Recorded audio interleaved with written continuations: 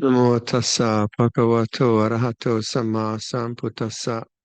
Namo tassa bhagavato arahato samma sambuddhassa. Namo tassa bhagavato arahato samma sambuddhassa. Buddhang dhammang sanghang namasami. Hello to everyone online. Hope you're doing well.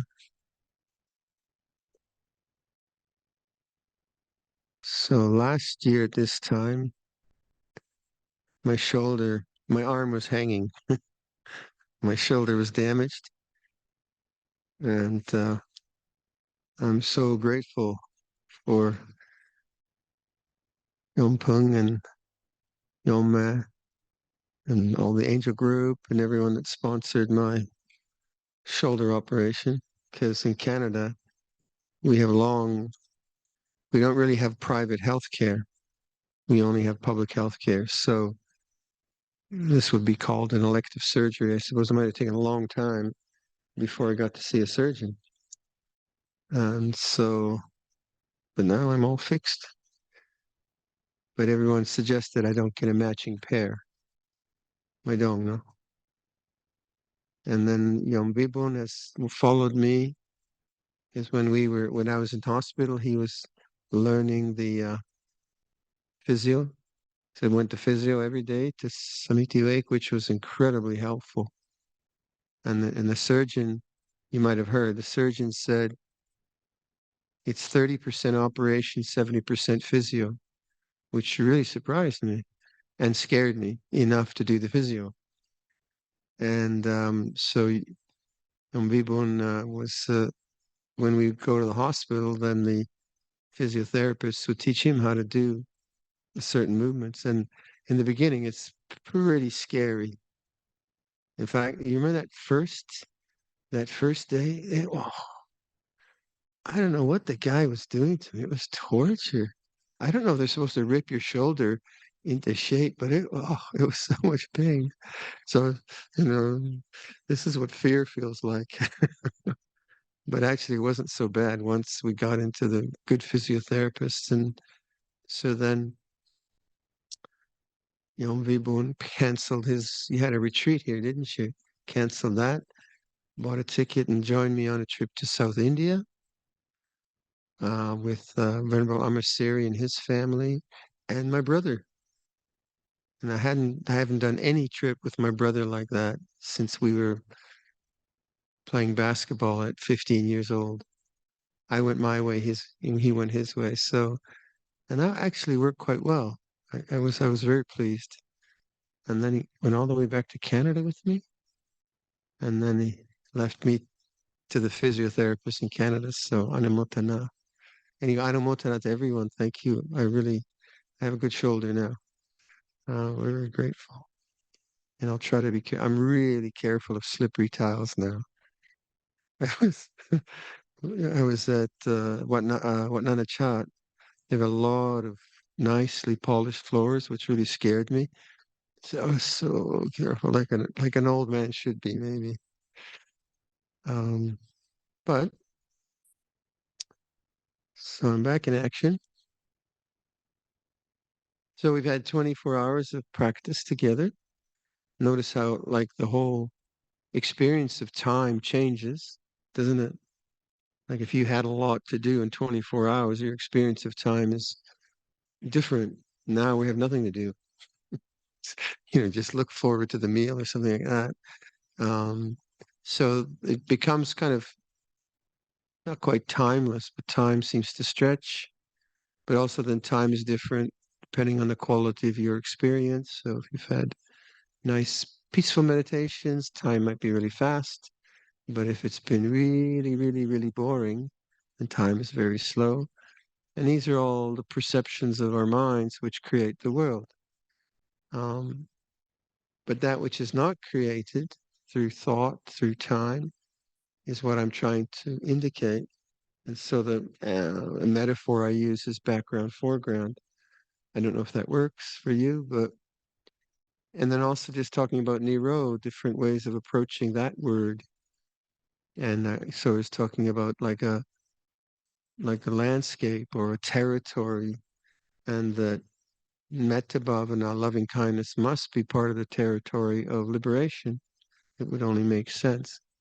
And I think if you bring in more indicators, that's kind of helpful. You see, I can bring my mind to an attitude of acceptance and kindness. I can do that. I may feel um, bored, or I may feel like I'm not getting anywhere, or I may feel irritated at someone, but I can say, yeah, but I can accept that. And that's an aspect of metta bhavana, and that's the awakened mind. So if you feel bored, you'll have boring thoughts. But you probably won't have boring thoughts. You'll probably just try to create, you just go off into thinking to get excited or interested. So we're not like on a retreat, we're not filling the mind. The mind might be filled through habit. We're not creating experience. We're not going out to experience. We're just allowing experience to unfold. And that has a very peaceful effect. It takes time. So realize that what we're doing on a retreat, I think, is I think first of all understanding what the awake mind is. And for me, that comes from my original encouragement from Luangpor Viradhammo, that the lines in the text, there is the uncreated, the unoriginated, the unborn, the deathless, nibbana. And that's a very important language in my own aspiration, in my own investigation. And that to me is the contrast to the language around the five khandhas, that the five khandhas are anicca dukkha anatta, that the salayatana are anicca dukkha anatta, that all sense experience is anicca dukkha anatta. So that to me is the negative part, not negative and emotionally, but it's like, don't go there for, don't look in the khandhas for the unconditioned. So if for me, if the teaching didn't have, there is the unconditioned, the uncreated, the unoriginated, the unborn, nibbana. If it didn't have that, it wouldn't like really kind of, it would just be a negation of life, that like don't attach because it's all suffering. Not quite me that badly, but because there is a positive statement. For me, it's a very positive statement. And the Buddha's enlightenment is hugely positive, isn't it? So his enlightenment isn't like, oh, this world is really a bummer. Let's get out of here. Right? It's not a negative experience. It's something incredibly powerful and earth shaking. This kind of descriptions we have. And then how does he approach that realization? Because that's what he's doing for us, isn't it? The Buddha's realization. So he, from the text that we have in the Pali Canon, which I'm not very well read on, but from what little I've read, there is that idea that he doesn't really want to teach, and what's that about? What's the problem? He says, well, this is really difficult to really see this, but it's for those who have little dust in their eyes. So I don't want to get your egos up, but I suspect we might be the ones with just a little bit of dust in our eyes, although sometimes it feels like mud. But we have the capacity to reflect. And I think that is the kind of real gift of our lives. I mean, we have morality, we're all moral people, we have integrity, incredible generosity, but we have reflective minds.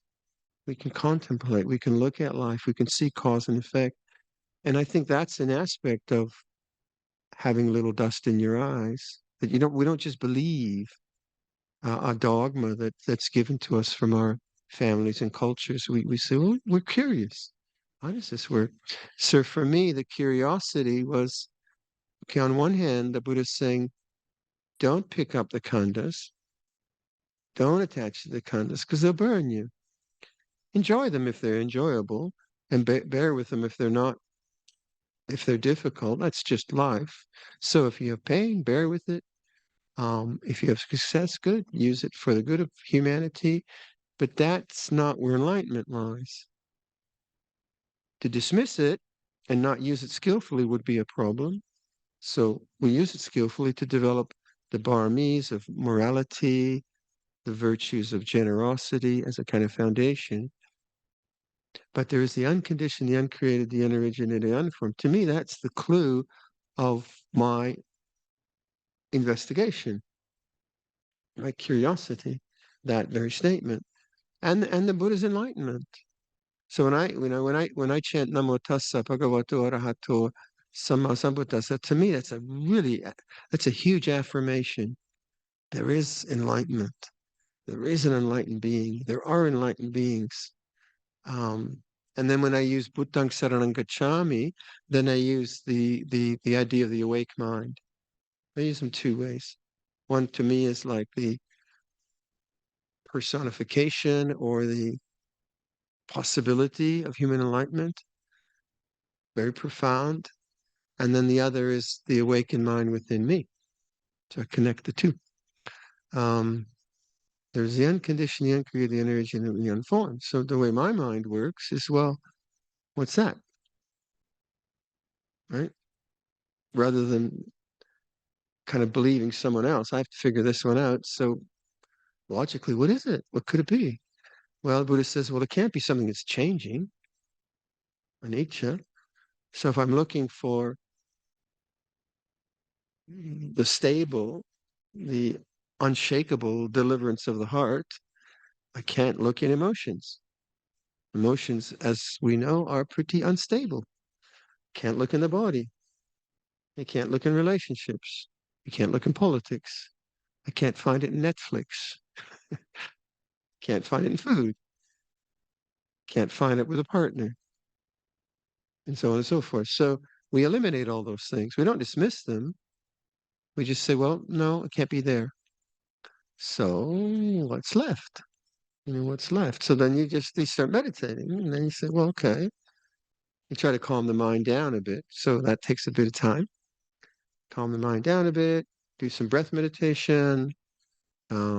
Do some metta bhavana, walking, sitting, walking. Not too much television.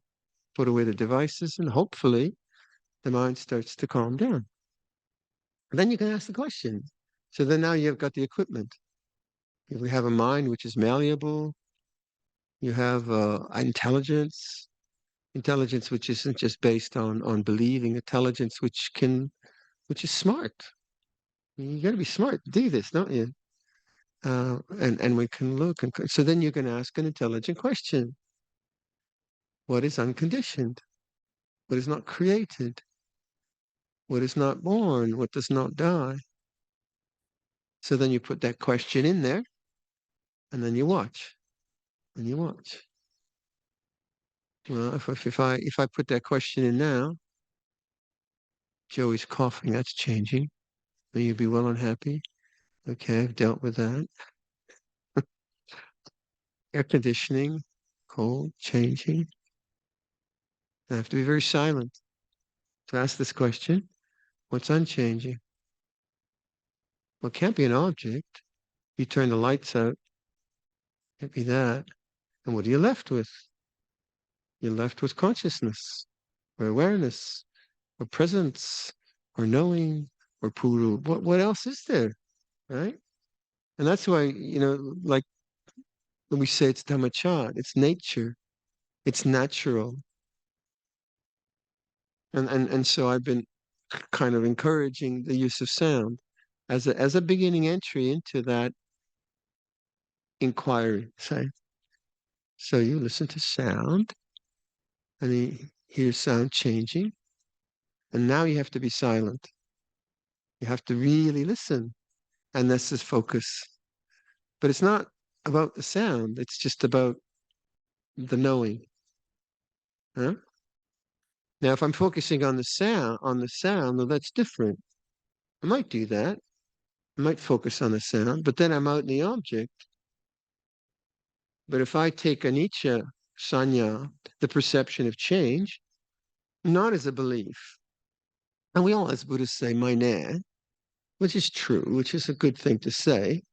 But what if we took anicca sanya, the perception of change, as our theme of observation or investigation?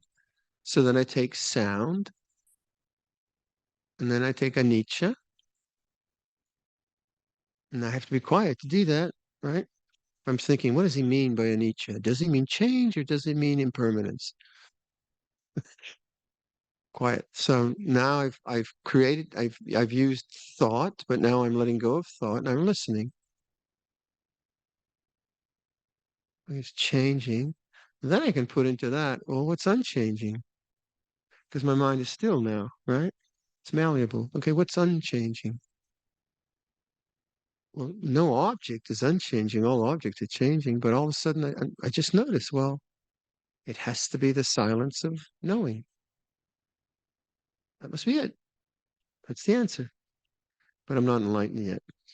Why? Because I fall asleep or I get annoyed or I get cold. So conditions then start to pull my attention away into the past or the future, into a sense of self, into worry. And that's the karma of of the created mind, right? I don't know if that is that to me that doesn't seem very difficult to just to listen and then contemplate change and notice the background is unchanging. To me, that seems, it's not like rocket science. I think it's very, very apparent. So when we talk about Dhamma, we say it's apparent here now. It's a kaliko. So this experience of change, it's not dependent on time. I can do the same thing tomorrow, anytime, anytime. It's timeless. Knowing is timeless. Akalika Dhamma, Santitiko, come and see for yourself, Apasiko, right? All those Dhamma words kind of make a lot of sense.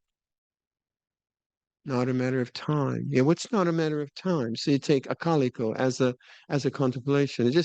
I'm just sort of showing you how I operate with these words. Um, so the Buddha says Akalika Dhamma. The Dhamma is Akalika. It's okay. Akalika. What's not a matter of time? Again, you observe. You have to be silent. Well, air conditioned matter of time, electricity, day and night, emotions. It's the knowing. You come back to the same thing again. Just the knowing, the puru. And each time I inquire in that way, I come back to the same thing, the same conclusion. And as that conclusion becomes really confirmed in my own observation of life, I have trust and faith and awareness that the awareness is the goal. That's weird because awareness is always possible. And then I lose the plot and get angry or eat too much, drink too much coffee and get all hammered or something like that. And then I start to say, oh yeah, to sustain this kind of silence and that insight, I would say that's an insight, yeah, or that understanding, I need to train. Not to train to get anything else. Not I don't see it that way. Train to just to remember the same thing. And when I talk about my own entry into becoming a bhikkhu, my story was that I was determined to become a bhikkhu, and then the conditions for becoming a bhikkhu fell apart. I got sick. I got hepatitis. I went to Switzerland. I forgot completely all the insights I had, and I just became the same guy that I was like 4 years ago. And when I think back, how profoundly I was determined to become a bhikkhu, and I could forget that. It was quite a shock, actually. Fortunately, I remembered. So we can forget insight. We can take something as simple, but I think profound as this suggestion, and we can forget because the activities of daily life are very compelling and our habits of emotion are very overwhelming or whatever. So we need to train. But I would suggest the training is not about becoming. That's why we keep emphasizing the difference between knowing the way things are and trying to find something else in the way things are, looking for something as opposed to observing what is. It's a huge difference, isn't it? If I'm sitting here and I'm trying to find something called Nibbana or Jhana or Sotapatti or Anagami or Sakadagami or Arahant or first jhana or second jhana or 10th, 100th jhana or Abhinihan or all these different words, I get my mind messed up. But if I'm just looking at the way things are and I continue to do that, then I consider that training in right, right effort, right?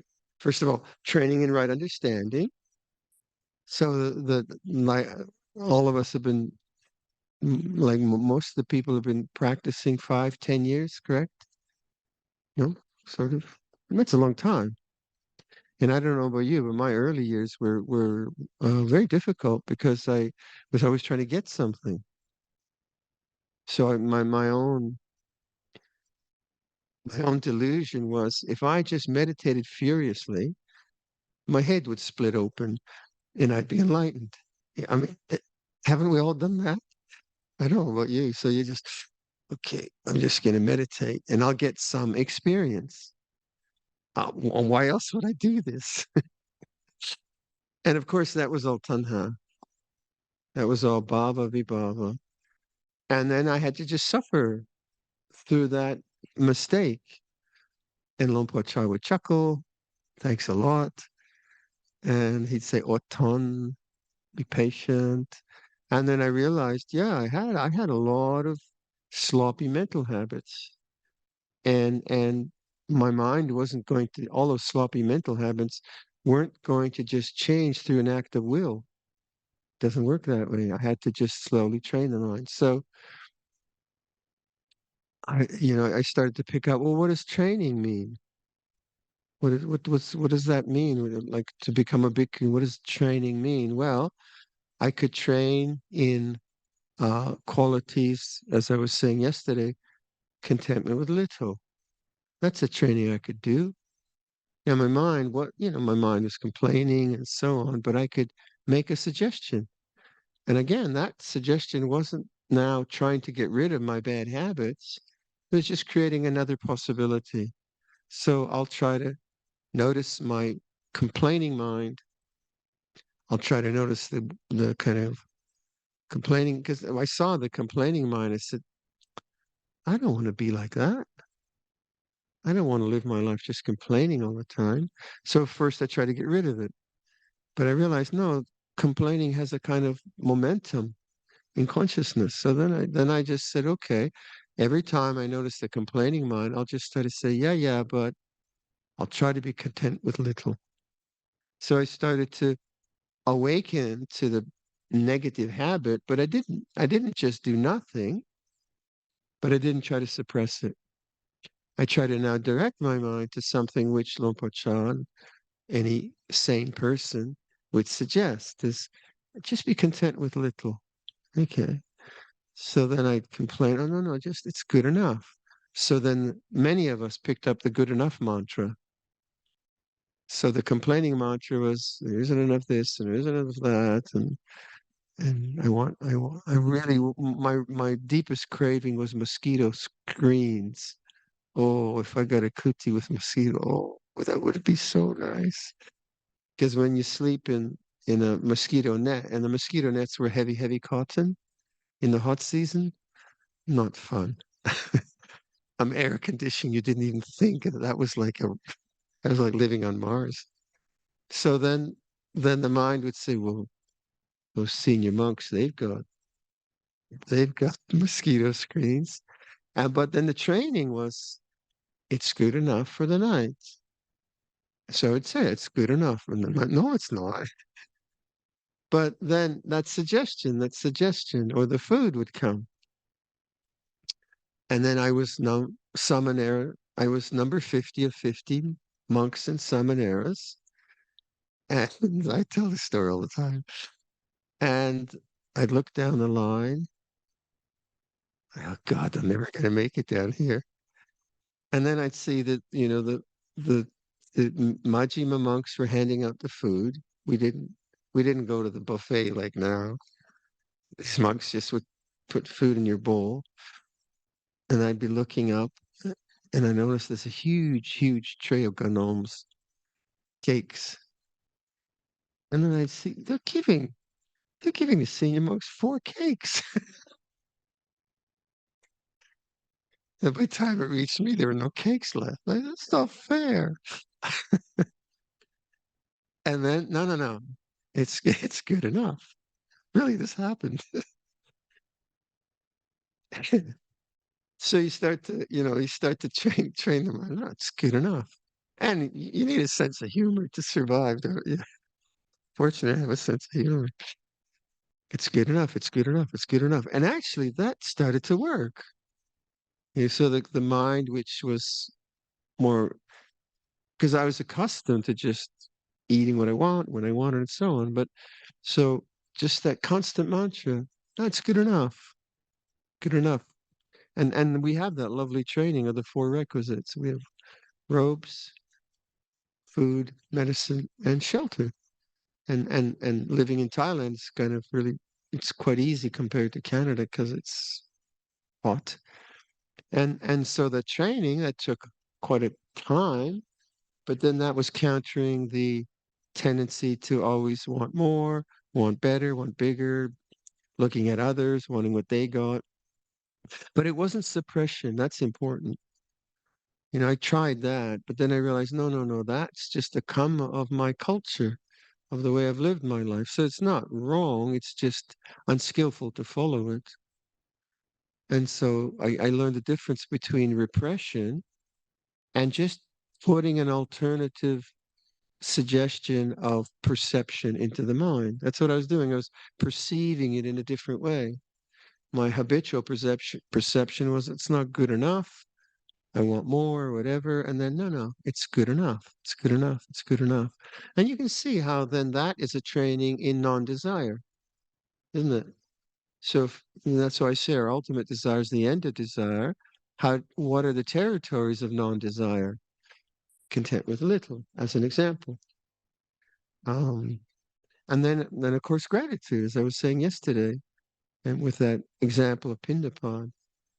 So over time, the training wasn't about some fantastic samadhi, which I was greedily trying to get, but it was more very simple human um, admission of weakness, and then working with that weakness to get some kind of strength and stability in the mind.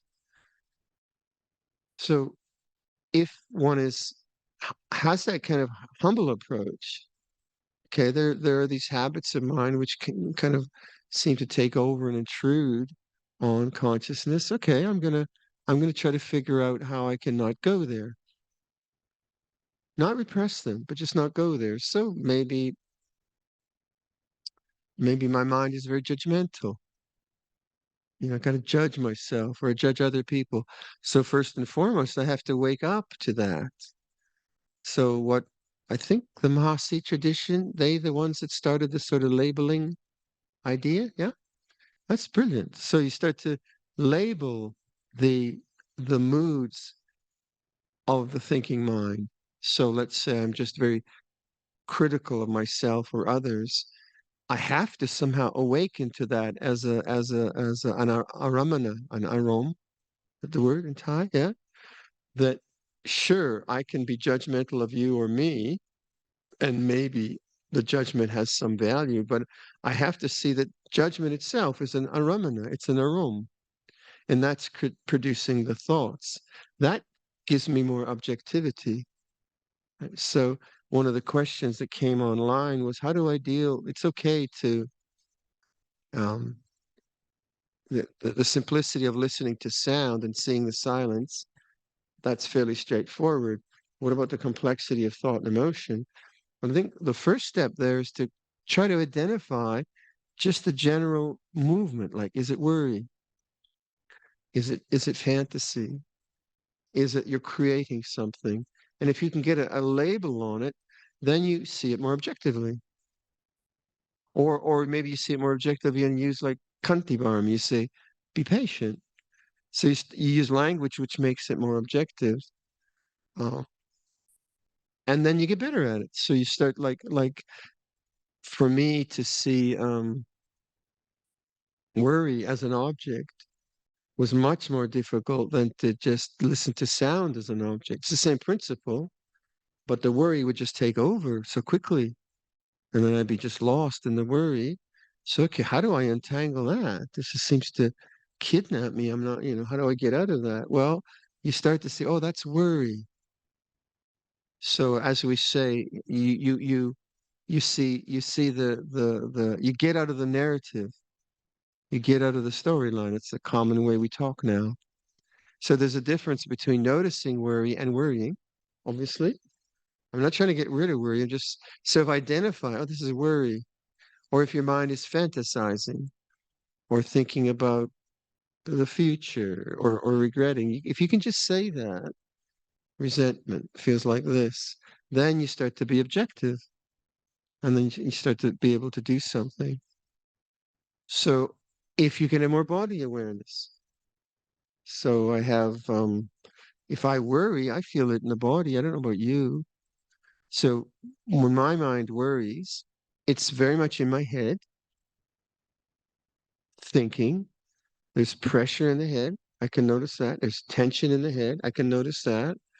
Uh, now, if I get out of the like I have to solve the problem, so worry's not wrong, but worry is a bad habit. I have to understand it physically, emotionally, as a whole kind of piece of conscious experience. So then I make a aditana. Okay, I'm gonna investigate worry, which is different than repression. I'm gonna try to identify worry each time it comes up. Oh, worries like this. And each time I do that, I start to get more insight into the nature of worry. Well, I notice that worry is very much in the head, that I feel it here, I feel it pressure there. Yeah. Yeah, I know that, and it's in thinking. Okay, it's in thinking. Well, when that's all going on, what if I brought my attention down to my throat? What would happen? Because that's where a lot of the thinking takes place. It's inner speaking. What if I did that? Right? And now what if I just brought it further down? What if I went from my head to my heart? Huh? That's a cliche, but it works. It does work.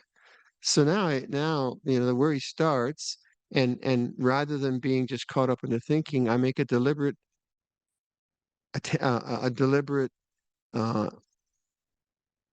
effort to bring attention from the head through the throat. I say, well, what's this feel like now? Where's that? Boom, then it's up here again. What worry feels this way? Okay, it feels like that. Yeah. Go down, down, down. It feels like woof, it goes up here again. It's not so easy. But as I start to maybe see, well, there's something going on here, interesting and important. My attention now starts to dwell here rather than up in thought. That's very valuable because when there is worry, the heart is closed. When there's love, the heart is open. We know that, right? When there's love, we communicate differently than when we worry. If you're communicating with a child from worry, you're communicating from here. It's not bad. But when you're communicating with a child and you're feeling the child's pain or whatever, that's different. So what I found is like all of the head stuff is habit, but when I can bring my attention down to the heart, I'm actually more intelligent. Don't you find that? I find that this is much more intelligent than that. This is good for designing rugs. It's good analytical binary kind of business. But for understanding life, I find that if I dwell here, then, and I learned it to listen to life from here, somehow my whole process of life is much more in tune with what life is offering me.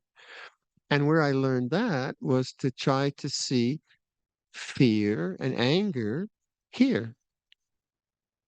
So when fear and anger went into thinking, going to worry or self-doubt or resentment, then it would just, ooh, pung-dang, proliferate. And then I thought, oh, okay, this is fear, feels like that, and it's in thought. Now, what if I bring it down to here?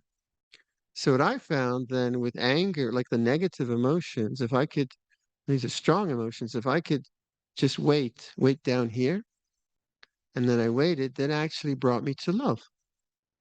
Because what was covering up the love or the metta was the fear and the anger. Or like say, a really good example of that is feelings of guilt or feelings of remorse, feelings of regret. Let's say, you're in a bad mood and you insult your partner or your friend or your sister or your brother in a really inappropriate way. You call them a ganom or something like that, or a turkey or whatever. I don't know the language Thai people use. Anyway, we use turkey. If you want to insult someone, call them a turkey. Anyway, and you're not aware, and you're aggressive, say, right? And you punch them with a word. If you're a meditator, when you walk away from that, you're going to feel rotten.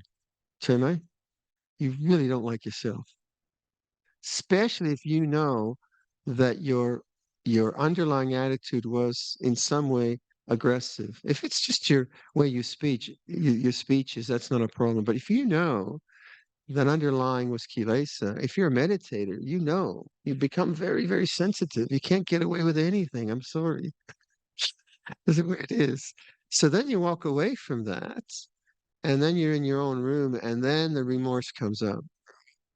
This horrible feeling, really, really terrible feeling. What to do with that? Eat noodles. No. Watch a movie. No. Phone a person. No. So distract. No. Hate yourself. No. That won't work either. Go to the heart. All right. Just go right to the heart. And that'll be a very, very unpleasant experience. Why? Because you've hurt someone and someone you love. It's even more difficult. But if you stay here, the feeling will be unpleasant and you want to start thinking. So thought is an escape from pain in this case. It's much better to hate yourself than to feel the pain, I found. Much, much better. Oh, you're terrible, Viradhammo. You're horrible, horrible, horrible. But that's escaping the pain. But if I go to the pain, oh, it's so unpleasant. It's so unpleasant. But what that leads to is love, because you're now at the center of love. And in some sense you're allowing that to be there, and then the contraction, you go through it, and then the heart realizes love again. So there's for me, it's a very important area to be sensitive and conscious to, because there's a lot to learn, and that's where, when I think of abiding as metta, I always think of it from here, not just as a kind of I love my brother and I love my sister and so on, as a thinking. And then when I do that a lot, then there's the kind of um, sense of fulfillment, and there's no tanha there. The Brahma Viharas are a place of fulfillment. There's no tanha in that.